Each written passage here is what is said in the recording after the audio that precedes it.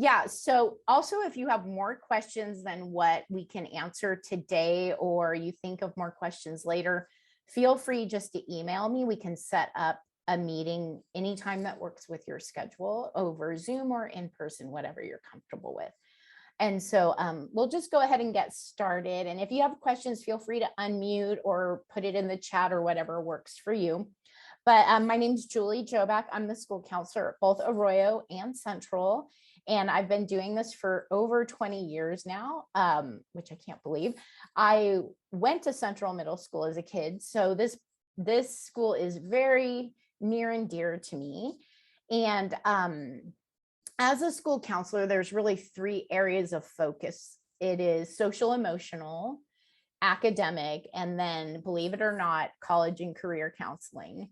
And while there's not a ton of the college and career counseling, we all know that we are getting our students ready at every grade level for their future, helping them solve problems, learn strategies and skills and techniques that help them maneuver through schoolwork, friendships, family issues, anything that life throws at them.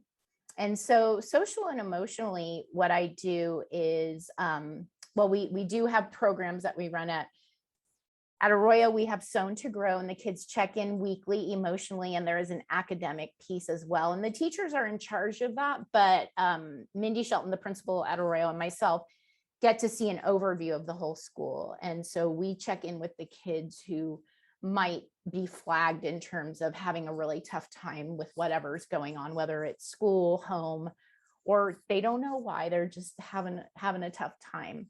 At Central, I am available. I'm here Monday, Tuesdays, and Wednesdays, and then at Arroyo on Thursdays and Fridays.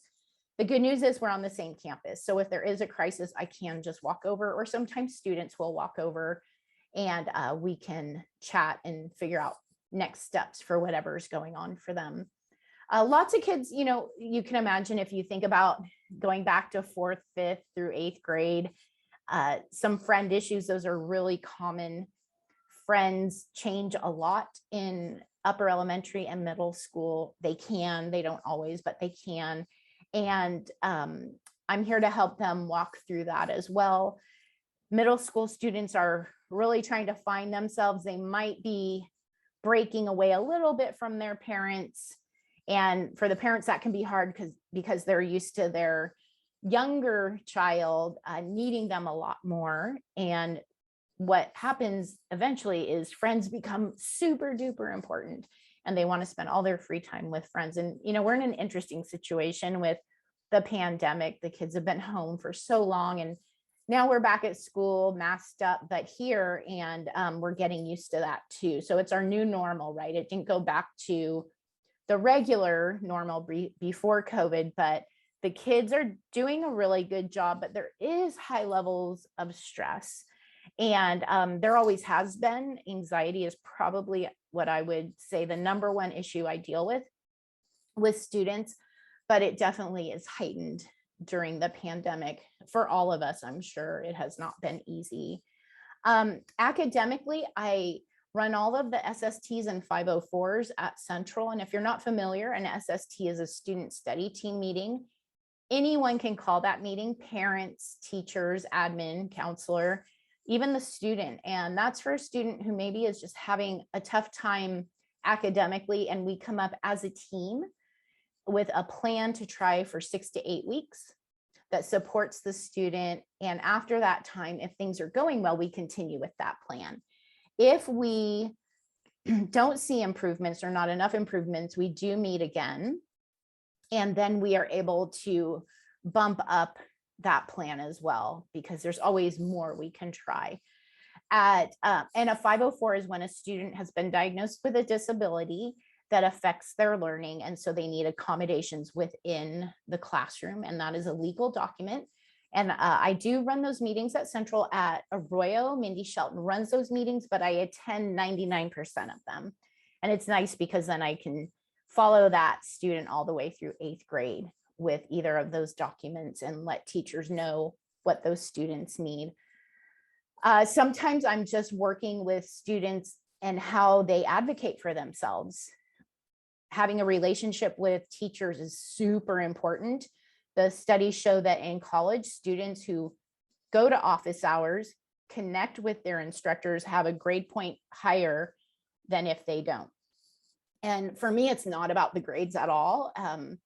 I'm obviously more concerned about mental health, but in terms of connecting with people, I think that does wonders for our mental health, and it gives us skills we'll use for the rest of our lives, being able to talk to people, ask them questions, share information, and what have you.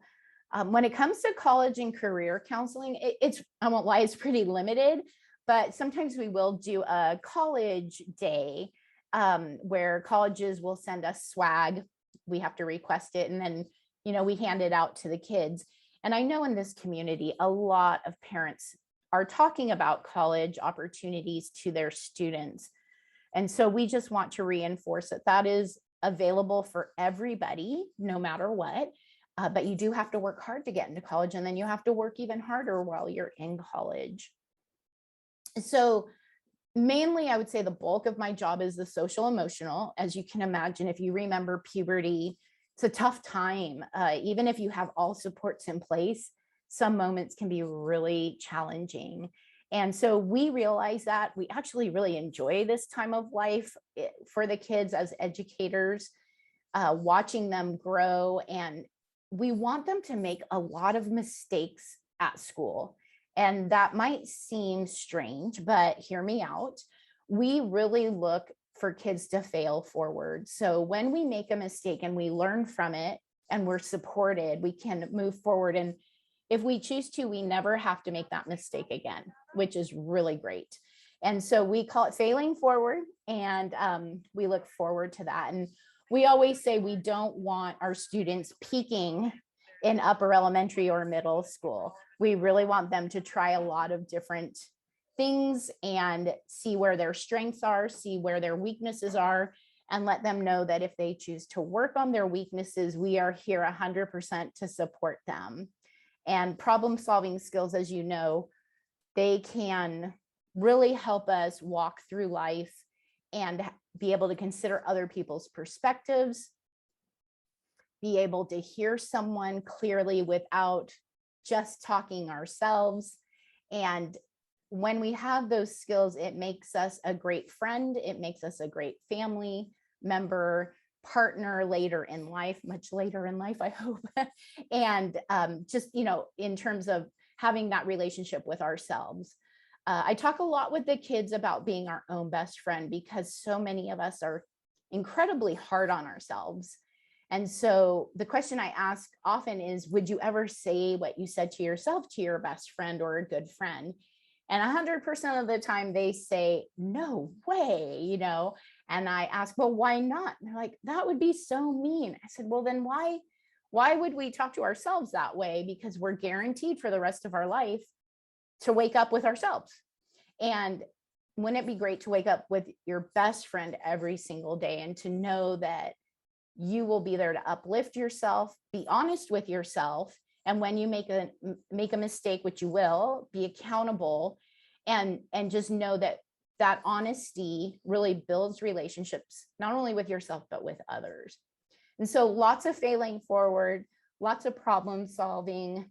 A lot of parents may feel like their child's problems, let's say with friends, seem very minor. And to us, they do as adults, because our problems are bigger, because our lives are bigger, just because we've been on the earth longer, typically, meaning we have more going on responsibility wise. But trying to remember that their problems really are as big as ours in their own minds. And I always recommend parents always start with empathy when talking with your child.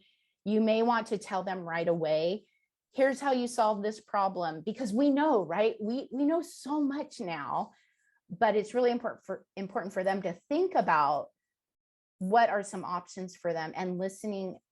Every child I ever ask this question to, what do you wish adults did more than they already do? And they always say, I wish they would listen to me. And so being able to listen and not react is a big skill. I always recommend grounding ourselves through the bottom of our feet. So if you're sitting down somewhere or standing, you can put both feet flat on the floor and you can just notice your breath, and this brings you right into the moment and it grounds you.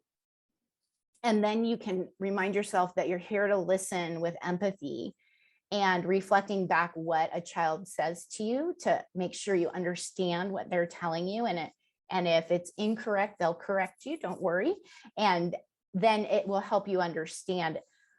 One of the things that I like to also do, and parents can do this as well, and guardians as well, is when a child comes to talk to get support, we can ask them, do you just need me to listen? Do you need me to give you advice, or do you need me to get involved? And most of the time, most of us just want to be heard. So they want us to listen. And sometimes they will say, they'll walk into my office and say, I need advice, right? Once in a while, they need me to get involved, and I'm happy to do so, just to help everyone out, whoever's in that situation.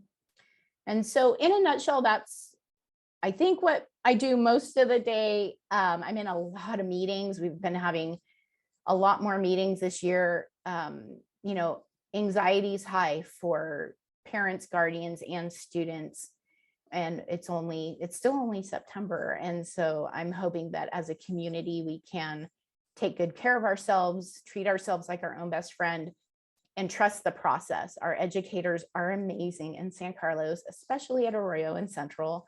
And every child will be taken care of. But we do want to hear from parents and guardians, even on the small stuff. One, we can help the student, support the student. Two, we can also support you as a family, because it's not just about the student ever. It's usually a family situation, which makes sense, right? So we're here to help in any way we can. So I think, and IEPs, so individual educational plans, I am currently not involved with those. We have a whole team that full of professionals that deal with the IEPs. But if you have questions about that, I can do my best to answer.